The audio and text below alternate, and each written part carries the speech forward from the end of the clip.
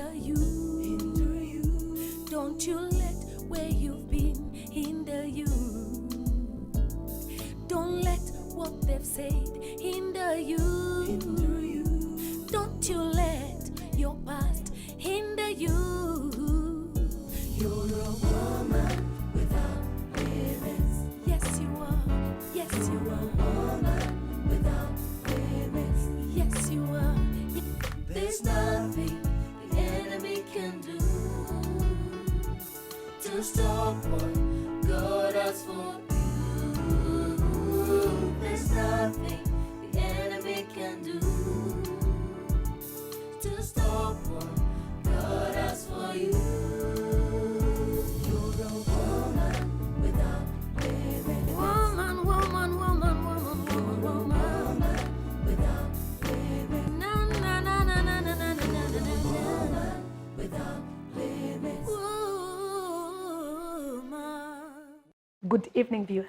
What a delight to have you tuned in tonight. You're in for a treat.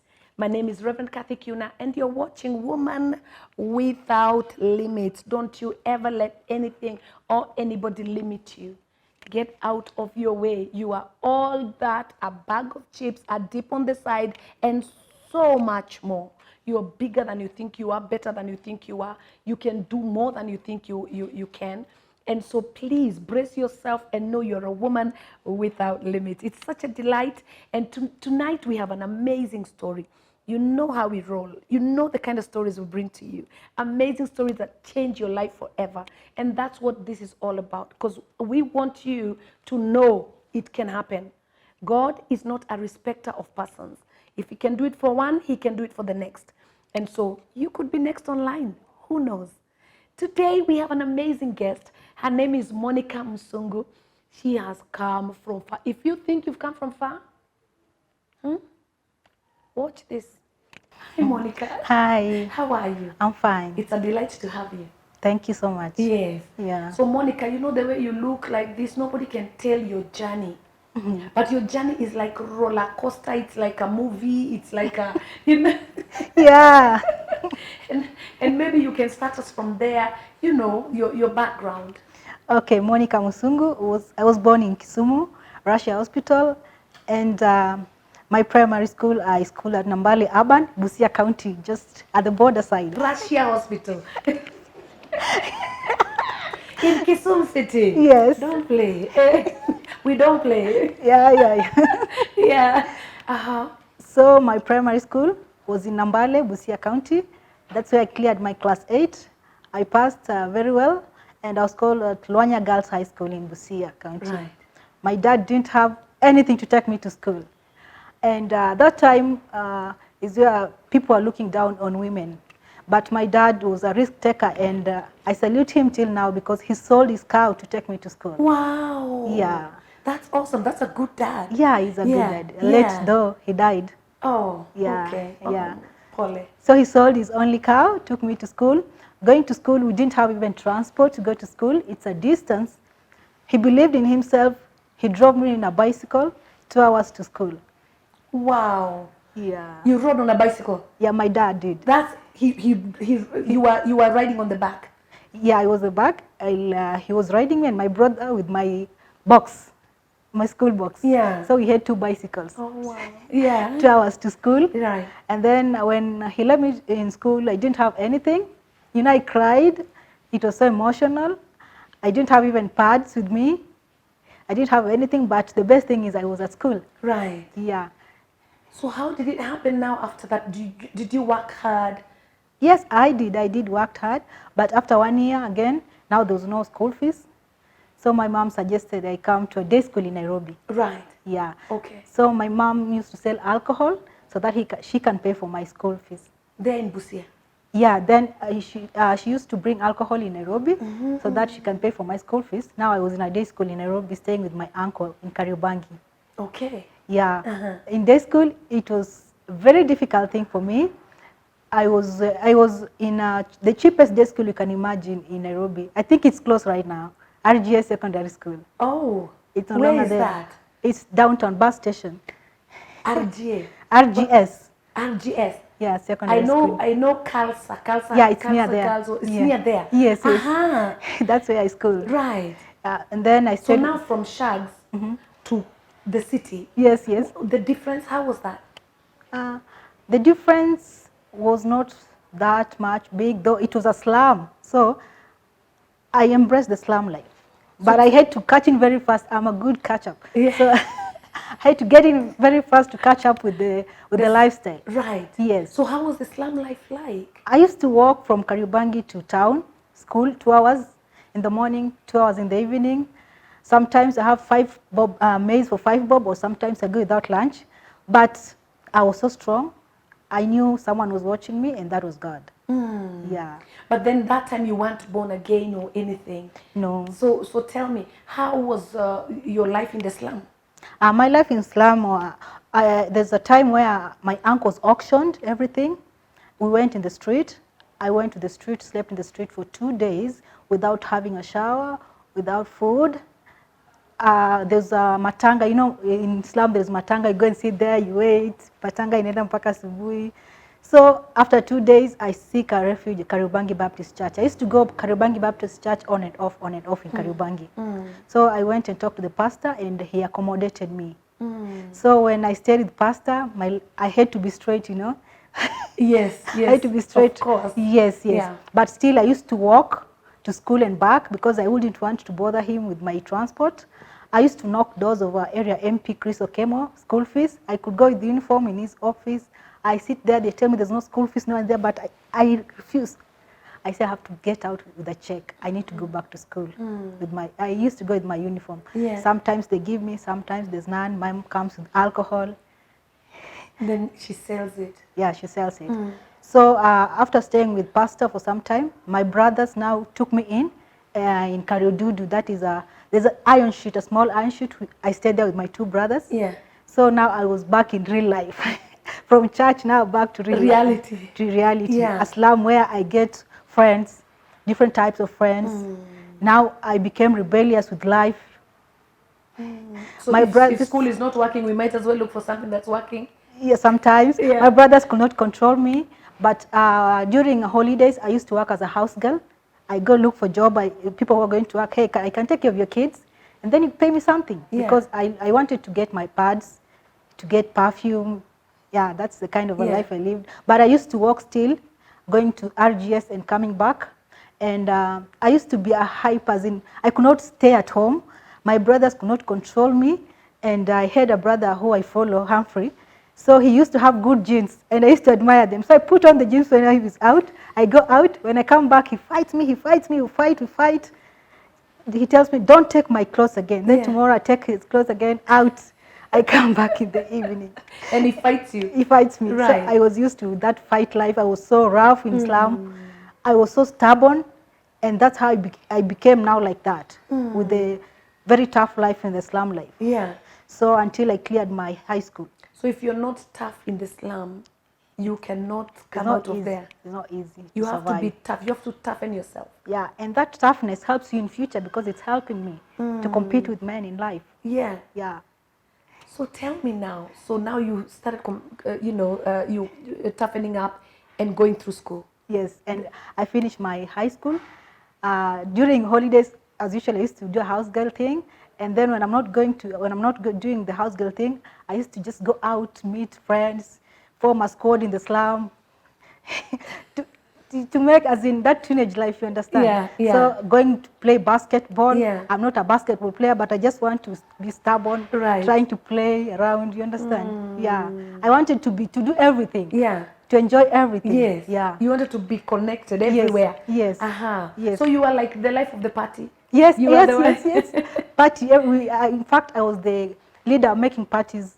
Who's having a birthday? We have to cook. We have to do things. Right. Yeah, we have to bring music. Yeah. Yes. Okay. Yeah. Okay. So then after that, what went on? Because, you started with a slum life that was very difficult and Yes. pushing through life. Yeah. And meanwhile, who is taking care of you? Your uncle? No, my uncle You've had now gone moved home. on? Yeah. I moved on now after church, staying in church. Now my brothers took me in a small iron sheet cube. They sleep in bed, I sleep down there. Yeah, so I embraced that life.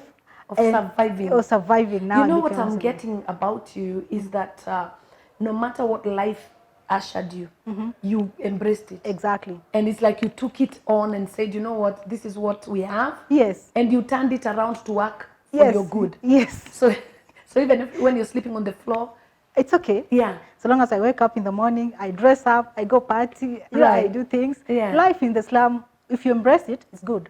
But if you don't, you might have depression. Yeah. Because at some times I used to admire rich kids. I used to pretend I'm a rich kid. Eh. Yeah. I used to try and get a friend who is rich so that I try and see this the lifestyle. But now my friend who was rich, the parents didn't want her to associate with me, so they used to chase me away. When you would go to visit her? Yeah, yeah, yeah. Really? Yeah. Okay. So tell me, and then you started, how did you come out of the slum life? Okay, after I cleared my Form 4, I went to SOS Technical Institute. I studied food and beverage. Again, I went back Shackles. My dad sold another cow just to start the life in college. And then with time, I didn't have school fees. In college, I was that kind of a lady that you know Monica is here. Yeah. Like I put everyone in my circle. Right. And I would be in drama, I'd be in public speaking, that beauty lady walking. Right. Yeah, I was everything. And so when I'm absent in college, everyone It's would boring. know. Everybody knows you're not there. Yeah. Yeah. So it happened that the founder of that college realized this lady missing here. And then he asked Mr. Frakes, and then he was told I didn't have school fees, so I had to leave. And he was like, go and bring that lady here. Go and bring that. So when I came, he cleared all my fees. Wow. He cleared all Wow, my just like fees. that without even Yeah. knowing you? Yeah. Just because of your livelihood Yeah, and yeah. the way you are the life of the party? Yeah, yeah, That's yeah, yeah. awesome. Yeah. Yeah. So he cleared everything? Yeah, he cleared all my fees. And then he told principal, let her not miss class any day. What? Yeah. Just like that, a stranger? Yeah, Really? yeah, yeah. Wow. That's how I cleared my college. And I started working at Bounty Hotel. But during my college life, I was very stubborn. I was doing food and beverage, but you'll find me in fashion and design, just trying to be as in a modeler, Yeah. trying to as in compete with the fashion and designers, trying to come out like I'm a queen. You're also a queen. Yeah, So yeah. you never allowed anything to bury you? No. You always rose up Yeah. and tried to be, you know, Yeah. what you were created to be. You Exactly. never allowed anything to shun you. No. Right. No. I was a threat even to fashion and designers, yet I was doing food and beverage. What? Yeah, I was a light, like there's a princess from Denmark who came and they were like, who's going to give her flowers? Yeah. Of course, Monica was there. Right. And I was the one going to give her flowers. Yeah, so that's the kind of a life that I lived in college. I was very happy. And I used to walk going back home. And sometimes I had, with the way things are happening in college, then they see me walking, I don't have bus fare. Wow. Sometimes Wow. I used to hide. Yeah. Yeah. So that they don't see you. You're bubbly, Yeah. but there's nothing going on around your life. Yeah. Really. Yeah. You don't have any money, Yeah. no fare, so you would walk back. Yeah. But when you come back, you're like, you know, that really is a lesson. Yeah. It really is to Yeah. somebody who is even watching us today, that you don't have to allow your pocket to determine your joy. Yeah. Yeah, That exactly. You can be broke. Exactly. You don't even have anything in the pocket, but Yeah. you're so joyful. Yes. Until you cause people around you to bubble. Yeah. Until you're paid for school fees. Yes. Because of your personality. Exactly. That's awesome. Exactly. Yeah. Exactly. Yeah.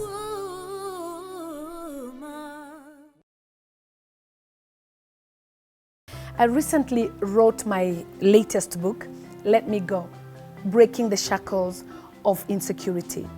If there is anything that's plaguing lives today, it is insecurity.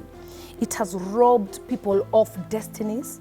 It has robbed people of their marriages, relationships, because you cannot relate if you are an insecure person. People lose their jobs because of insecurity, lose their families, lose their businesses because of insecurity, and it has plagued many.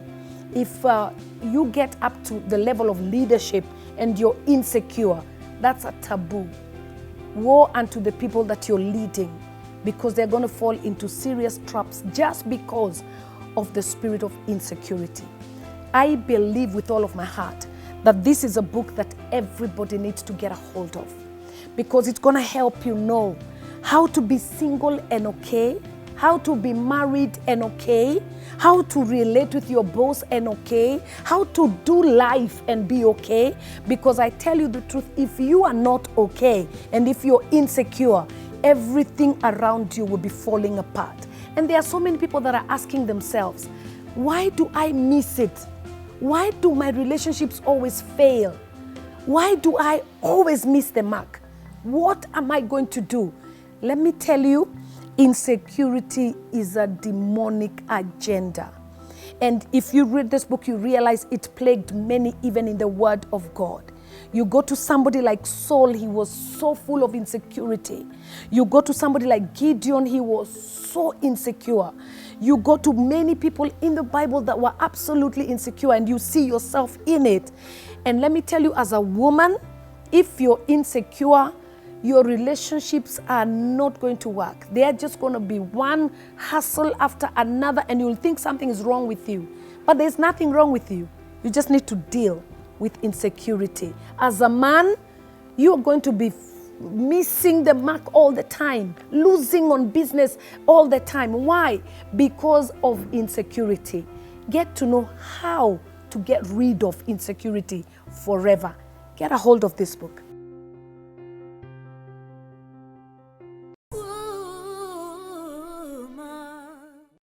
Tell me now, after the slum life, what happened? How did you discover yourself? When did you get born again? When did you stop all that being a hustler and naughty, you know? Okay, when I was in high school and in college, I was born again on and off.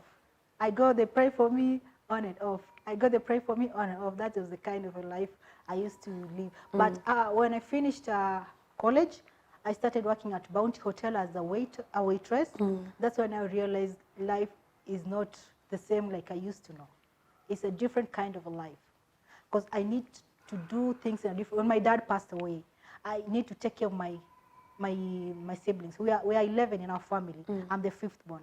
So when dad passed away, the only thing I could appreciate my dad for the sacrifices he did was to take care of the kids behind me. So when I was at Bounty waitress, my salary, I used to pay school fees for my sisters, and tips is what I used to survive with. Right. Yeah. Wow. So I used to hustle for them. There's a time they were in high school, 4 of them. I took them to a day school, now not in town like me, but at least in Kariobangi. Right. I rented for them a small cube.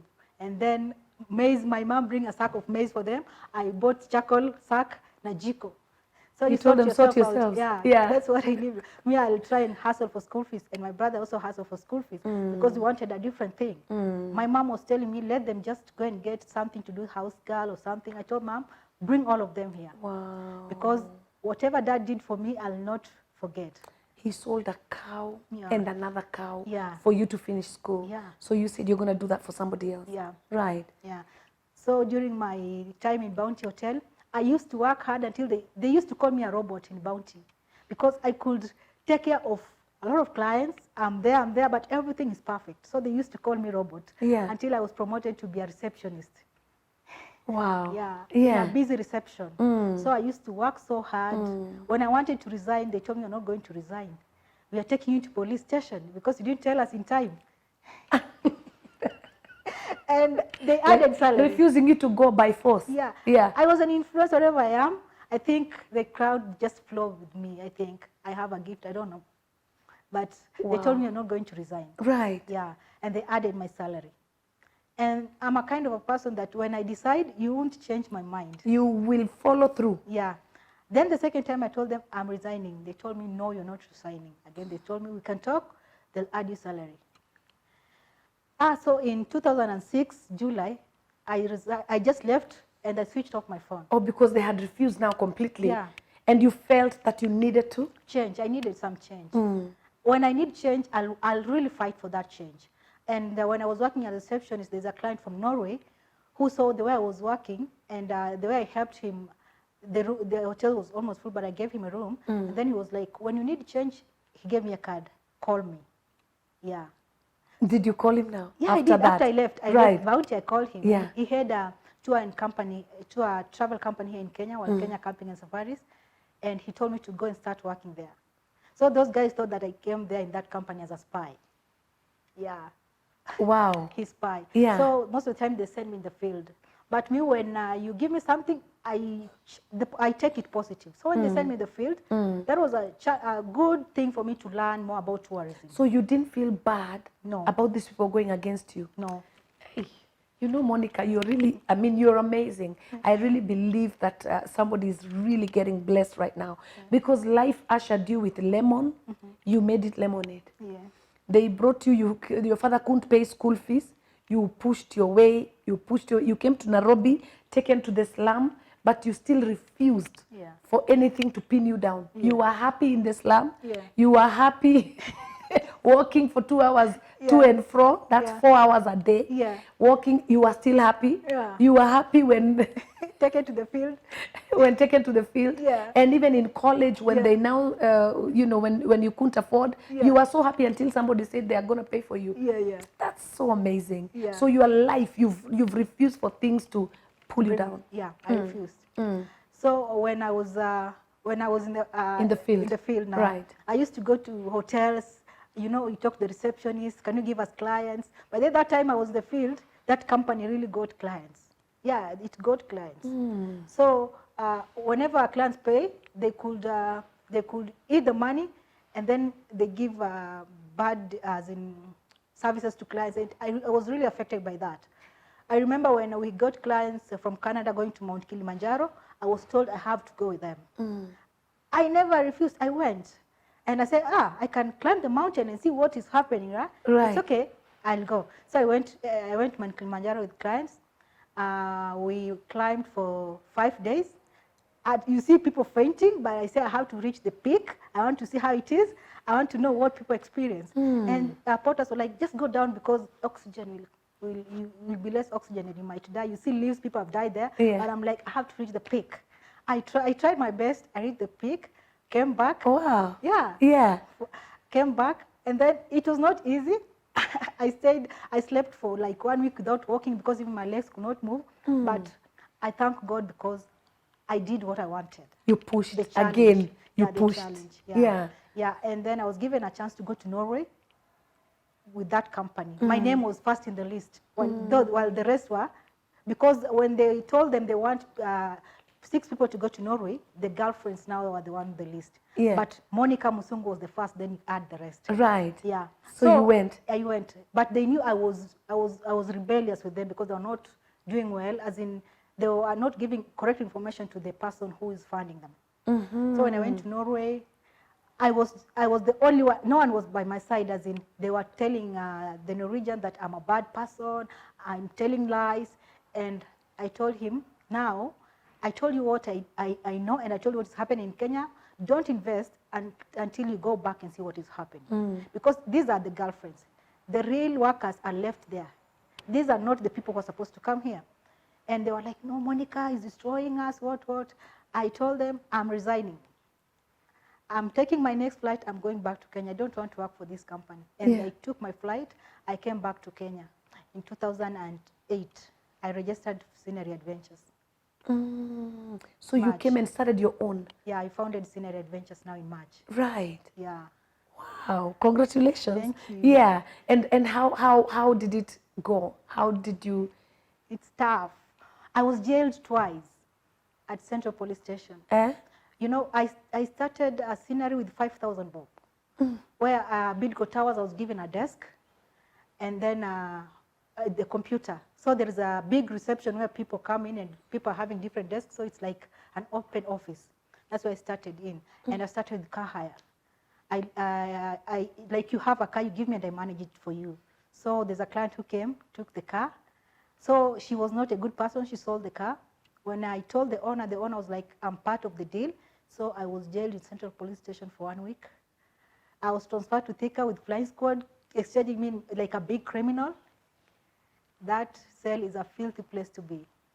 But I was like, if this is where God wants me to be right now to learn my lessons, let me be. I was not feeling for myself. And you went, what? Yeah. Without arguing, of crying, or pushing, or you are just like, okay. I gave them the documents where the lady signed. I told them I'm innocent, but they didn't listen to me. So I was like, maybe God wants me to learn lessons.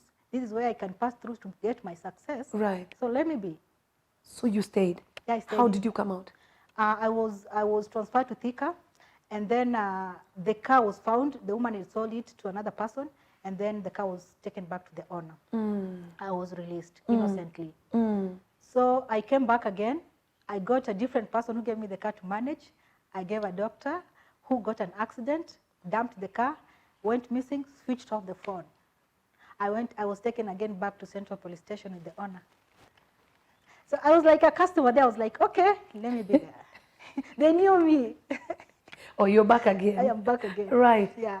So after 3 days, the owner tried to involve insurance, and then I was released. So I didn't have even anything. I had to remove my things from my house to give someone else. I didn't have accommodation. So I went to stay in Mwiki with a mom's friend, my friend, now the mom in Mwiki. For 7 months in wilderness. I had a week that lasted 7 months in my head, staying in Mwiki. Without? I hung on a train from Mwiki to town because I didn't have even 10 shillings with me. I didn't have a friend who could call me, but I had a friend, Jesus. I could read the Bible from Genesis. I had peace. I was okay. I said, I'm not going to look for a job anymore. I'm not going to look for a job anymore. I had peace. I got so thin that I could hold my trouser with pin. My shoes were torn. It was a terrible experience for 7 good months. To start your scenery adventures. Yeah. Yeah. Yeah. So after 7 months, I went to work in Karibanki where I used to stay. And there's a guy that said, yani umesota mpaka wigi na kaka gunia kwa kichwa. I felt so bad. I went back to Mwiki where I used to stay. I cut with makasi the wig. I took omo and brush. Kanza kusugua. With omo. Ilikuwa imeshikana. Yeah, I started to sugua it. Then I asked a friend for 30 bob. I went to now saloon to comb my hair. to comb it. To blow dry my hair. Right. Yeah. Right. So after that, there's a friend of mine who told me, Monica, where are you nowadays? I told him, things are tough for me. And then he told me, our company needs a car. I think you can start with it, you get a commission. So yeah, I can get a car and give your company. And he fought for me until I got it, and I was given a commission. So at least I started, I had something to take care of myself and everything. By all this time, my family, I could not contact them. I didn't want them to call me because I had my little sibling who was suffering. It was so painful for me. So I'm like, I don't want to contact anyone. Yeah. So after that, I got commission. Tulia kidogo. Another friend came that let us unite together and revive the company, which again went back to Bidco Towers. But now we took cars again because I didn't have market for tourism. So car hire was the only thing. But now he wanted the cars to float around, and it's me who signed the contract. So by the end of the month, we don't have anything to pay the car owners. Yeah. So, and me, it's mine who signed the contract. So people, now the car owners started coming, we'll need money or we'll take you to the police station. I gave back the cars, and then we closed down the office. It was so painful for me that it happened. Now this is the 3rd time. Yeah. And you're still not looking for employment? No. Okay. I didn't want to get employed. 2 times jailed. The 3rd time, what happens? I closed down completely. So you went down again? I went down. Yeah. The reason being, he didn't have a dream like I had. I didn't first do research about him before saying yes. You know, I just followed out. I was so desperate. Okay, let's start a company. Let's revive it. But now I was going deeper in depths again. So again, now I decided to borrow 70,000 from a friend. He gave me. I opened an office at Afia Cooperative now. At Afia Cooperative, we shared an office. So when I was at Afia Cooperative, I went to River Road, printed the invoices and everything just to make things, the 70,000, to make use of 70,000. Right. And got a house at Lakisama, 3,500. When I went to get my things, they were sold. So I put a mattress down, and I felt it's okay. Right. I have a stove, I have a mattress. I can start. I'm at peace. Yeah. I can start I it. can cook my ugali there. Yes, Yeah. peacefully. Right. I went down in Lakisama, down there where I didn't want as in any noise. I just wanted to be cool, just alone. So from there, I was tipped on a job. And I say, I can do it. Then they asked me for quotation. I sent quotation. They asked me, do you have shuttles? I say, yes. But I didn't have any shuttles. And they told me, you have a good quotation, then we need to see the shuttles. Now I started looking, who can give me shuttles? Yeah. So I landed to someone who owns the shuttles. And that person told me, Monica, if you get the job, I'll give you the shuttles, drivers, fueled, because I believe in you. I know you're going to pay me back my money.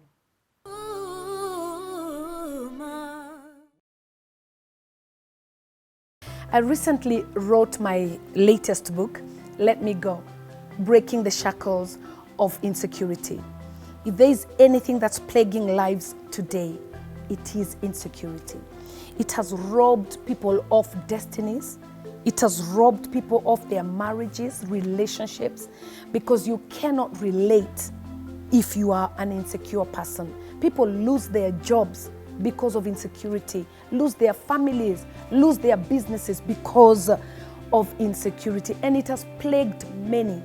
If you get up to the level of leadership and you're insecure, that's a taboo.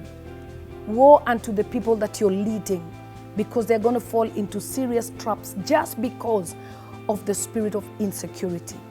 I believe with all of my heart that this is a book that everybody needs to get a hold of, because it's going to help you know how to be single and okay, how to be married and okay, how to relate with your boss and okay, how to do life and be okay. Because I tell you the truth, if you are not okay and if you're insecure, everything around you will be falling apart. And there are so many people that are asking themselves, why do I miss it? Why do my relationships always fail? Why do I always miss the mark? What am I going to do? Let me tell you, insecurity is a demonic agenda. And if you read this book, you realize it plagued many, even in the Word of God. You go to somebody like Saul, he was so full of insecurity. You go to somebody like Gideon, he was so insecure. You go to many people in the Bible that were absolutely insecure, and you see yourself in it. And let me tell you, as a woman, if you're insecure, your relationships are not going to work. They are just going to be one hustle after another, and you'll think something is wrong with you.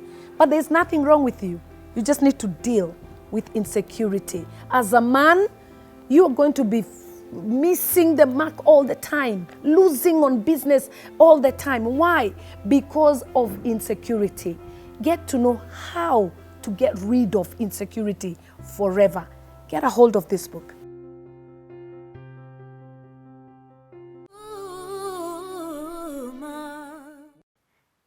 Wow. Yeah. So when I was told to, it was in 2009 when Miss Clinton was coming. So I was told the shuttles will park at KCC, and the guests will come in. Are you talking about Hillary? Hillary Clinton. Eh? I didn't know. So when I was told, your shuttles, scenery shuttles will park at KICC, Yeah. guests will be coming in, they go to Earth River Textile Industry, it was a Goa Forum.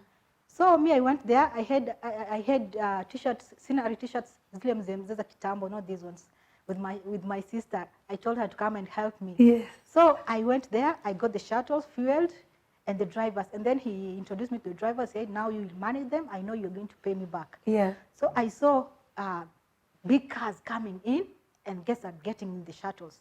I'm like, okay, what is happening? When I saw now Miss Hillary Clinton, I was like, okay.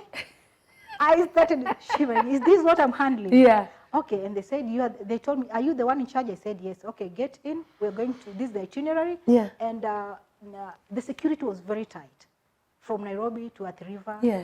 And then the driver, when we arrived at Athi River, the bus is parked, and I was told, I'm not leaving the site of the security. So where Miss Clinton was going, I was going with her. And even in the room, when he was, that video is played, they'll see me there, even I introduced myself, and they're like, is this your company? And I say, yes. And you're like, yes. Yeah, yeah. And then after that, I was paid. Yeah. You know, during that time, you know, the ambassadors, Yeah. most of them were ambassadors from different countries. Right. You could mingle with them, you could talk to them, Yeah. exchange cards, because now there's no, as in security was telling, don't do that. Yes. So that I took that chance to talk to them, to introduce myself, to get their contacts. That's what I did. Yeah. So after job, I was paid. I paid back the shuttle guy, and he told me, I knew you'd pay me back. And I got a good commission. Now I think, I said, now this one I'm going to invest in Right. my business. I think God is great. The same month, Econ was coming. So when Econ was coming, I knew I was going to be given that job, but then I was told Zane is going to take care of the artists. So I was in a cyber, and I got a call, hey, if you can be at the airport within 30 minutes, then you can get part of the group. I said, oh, okay, with the vans. Yeah. So I was given the names, I printed. I was handling a group from Congo, Brazzaville. So I printed the name, I printed the group name, and I called the vans. I took Matatu going to the airport. I told the vans, get me at the airport. In a matatu. Yeah. What? Because what could I do? Yeah. I need to be there in time. Yeah. I need to get those clients before anyone else gets them. I Right. need the job. So I arrived. In fact, I arrived before the vans arrived, and I was there paging. And the vans arrived before clients were I think the luggages had a problem, so they were taking care of the luggage issue. So drivers came, I had the stickers, we sticked scenery adventures, and they were page. So when the clients came out, scenery, yes, scenery adventures, we get in the vans. Right. I handled Econ's team for 1 week. MTV Mama Sawad. The same month. What? Yeah. I mean, it sounds like a movie. Yeah, it is. Like that. I mean, it's like a joke. Yeah. Like the way God can turn around things. Exactly. What? So Akon and then Hillary Clinton. Again, the same month, the Korean government, IOIF. They called for meeting. I went. I was the only lady, the others were men. And they were like, we need this, we need this. I was so confident. Yes. I can handle it. I can give you VIP cars. I can handle the team, the shuttles. Give us quotation, I gave them. And they were like, now you can take the Yeah. What? Yeah, yeah. So when the MPs, the VIPs from Korea came, I had VIP vehicles plus drivers in suits, and then the shuttles also. So it was an IOF. The event happened every August. So drivers took care of the VIPs and the shuttles. Now there's a group was going to safari somewhere after the event. I handled the whole team. Yeah. And it was good. Wow. Within a So what month. you're saying is never give up. Never give up. Never give up. Yeah. And then push. Push. Your way. And Don't pray. expect people to come and feed you. Yeah. Eh? Yeah. Do it yourself. Just Do it move. yourself. Believe in yourself. Yeah. Push. Be humble. And pray. Yeah. Wow. Yeah. So you've dealt with these big companies. Yeah. Uh-huh. So after that, at least now I moved to a better place. The commission was good enough for me to move to Nanak House. I moved to Nanak House, now where I'm not sharing an office. I employed a few people, and then I had to incorporate Senior Adventures to be limited. When I contacted my boss, Norwegian guy, the company had failed. He was so disappointed. Whatever I was telling him he got everything was true, and he was regretting so much. And I told him, your dream, this was your dream, and I can incorporate you to Senior Adventures. We still have the Scandinavian market. And that's how we incorporated Senior Adventures. Oh. To have an office in Norway for us to get the Scandinavian market. What? Yeah. So now Scenery has an office in Norway. Yes, yes. Nothing is stopping you. No. Wow, that's awesome. So when I was at Nanak House, you know, most of the time I'm always ready for anything. Meeting, call me for meeting and everything. I'm always ready because this is our job. You never know. Something just come up. We want a meeting. We want this. We want this. So there's a meeting that was being called, and that person was not there. He called me, Monica, can you attend this meeting because I'm not there and I trust you. I say, yeah. Okay. I called the driver. The driver was very far. Me, I started walking. Driver kanipata huko mbele walking, going for the meeting. When I went for the meeting, I didn't know the people I was meeting.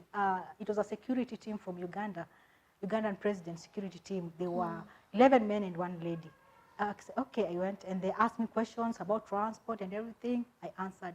And they told me, want to give you a test. Want you to give us a VIP car. Here where we are within 30 minutes and a very nice car. I said, I can do that. I can deliver. I want the job. And then I called. You know, I always have the contact. Yeah. I called, one of the car was in town. It came there, even less than 30 minutes where we were having a meeting. I'm like, this is good. This is from your company. I said, yeah. And then they were like, okay, you are going to handle president, Ugandan president. and he's coming here for 2 days. That was in 2013 Great Lake Summit. So I was like, now this is a big challenge to me now, but I'm going to do it. I've been in jail twice, so even if they take me back to jail, I will be there, sitting there. So I worked close with the security team. President came, and I was working close with the other lady from Uganda. She's very tough. So we were 2 tough ladies. We handled, and everything was successful. And they're like, 2 ladies have handled the president. Everything was successful. And then I just catch up as in field work. You know, it's good when you go to the field than sitting in the office. There's nothing in the office. There's no job in the office. Go in the field and get the job, get the business. So me, I always prepare my team. Let's work as a team. There's no CEO here. CEO are the titles you leave in the office. Yes. Cinema based. Let's work. You know? Even it's 4 a.m. I'll be there. Let's work. When they call me Mdosi, I'm like, don't call me Mdosi. It's team. It's teamwork. Let's work. Let's work. So I worked like that. I've handled so far Uganda president more than 16 times until now. Whenever it comes to Kenya, I do work closely with the security team. Right. And then I work so close with them so that when you see on the TV Uganda presidents come, there's some work behind the cameras that we do with sleepless nights. It's not easy. It's not easy. Of course. The caliber of people. And that's even sometimes I go to pick the team at the airport. They see a lady, you know, they change. And then they're like, what has he come to? What has she come to do? They look down on me and say, I tell them, I'm here to pick you, I'm taking you here and here. But after the job, they're like, you're the director of this company and you didn't tell us. We are sorry. Those people who are looking down on me, we are very sorry. I'm very sorry, madam, for talking to you like that. Say, no, it's okay. It's okay. You know, it's good when you respect people and then don't judge anyone. Just when you go outside there, just humble yourself and respect everyone. You don't know who that person is. Right. And that is what I try to as in people to know that it's not about directorship, it's not about scenery, it's me, just treat me like you do. There's a time we handled Kenya Diaspora event, a very big event, and it was going for 3 months preparation. I had my professional team on the ground. What I do is I work behind the scenes. So when you go for the meetings, when they ask questions, we have someone to ask people, we've organized ourselves. For 3 months we were working with them, they didn't know who is the owner of this company. So when we were in the group, when they ask about payments, they direct it to me. But the other question, they answer. For 3 months, and we did a very recommendable job. Right. So during the event now, when it was happening, PLO was there, Mukisakti, everyone was there, and big people. And they're like, we want the CEO of Scenery Adventures to come and talk to me. And before that, people are sending me for photocopies, the people of the event. And I just go. And my staff say, Mdosi, tunajua wewe ni Mdosi, mwambie tu. I'm like, no, relax. Let me just go into photocopies and everything. So when I went and I started talking, and people were like, no, is this the CEO? No. What? Everyone was like, no. Because I was really working hard, and I was taking care of the team, as in I was working behind the scenes. I mean, even getting photocopies. Yes. And you have people that you have employed that can do that, but you are like hands-on. Yes. Wow. And there's a doctor who was like, she's a lady, she said, you've taught me a lesson. You taught me a lesson and I'm sorry. And she was harassing me so much.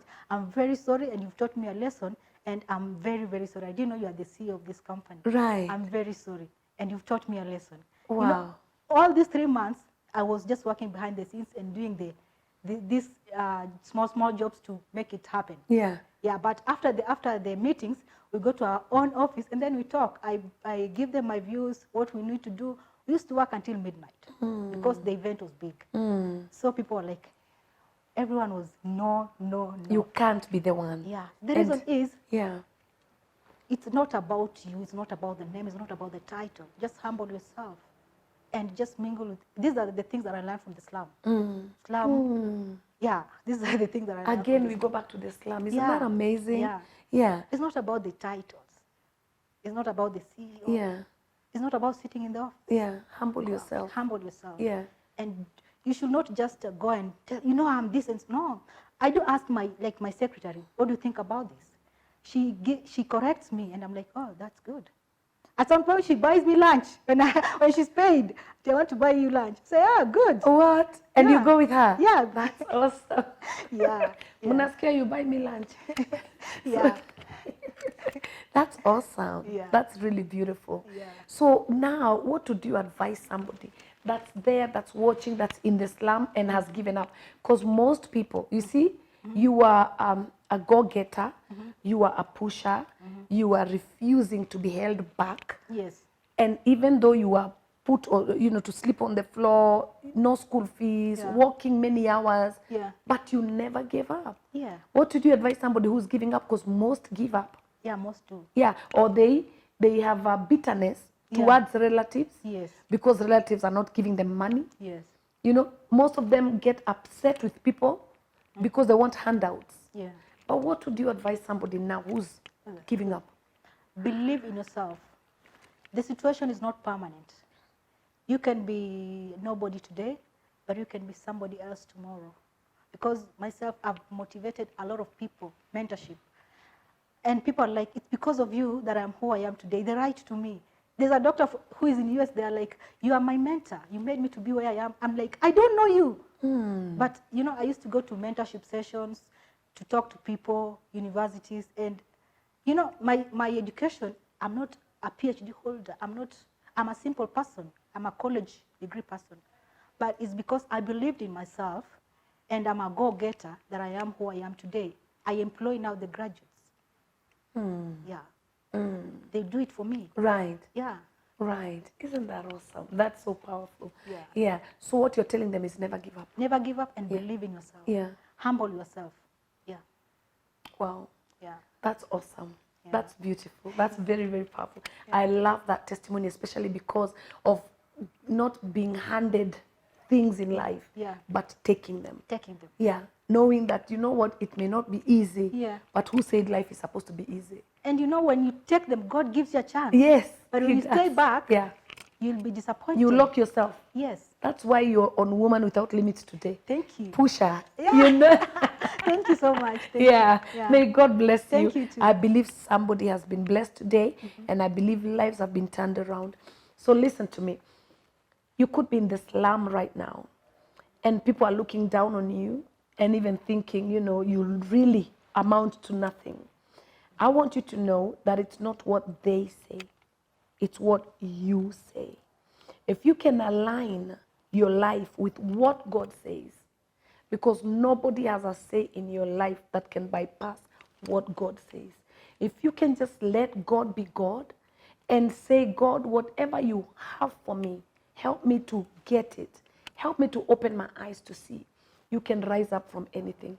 Poverty is not your story. That's not the end of it. You may start there. But I want you to know that poverty is a state of your mind. It's not a permanent situation if you don't let it. But it can only be permanent if you think that that's who you are cut out to be. You can rise up from that poverty. You can rise up from that low self-esteem and push like Monica did and become all that you are created to be. This is Woman Without Limits. May God bless you. May He watch over you. May you rise up like an eagle. May you take territories because you're a woman without limits.